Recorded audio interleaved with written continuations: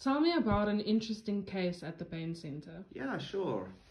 This was a couple years ago. We had a lady who just recently got married who came in with the most horrific back pain. And it was strange because she's a young person, and it's not very common that young people have terrible back pain. But as we're treating her, it actually came out that she and her husband could not be intimate because whenever they got intimate, she would have sharp burning pain whenever they consummate their marriage.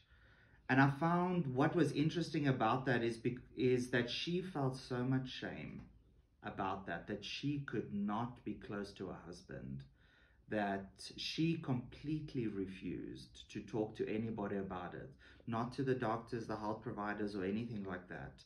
So she and her husband had to deal with this on their own in shame for years. Thankfully, after having come to see us, not only is her back pain gone, but so is this problem in their relationship. I thought that was quite interesting.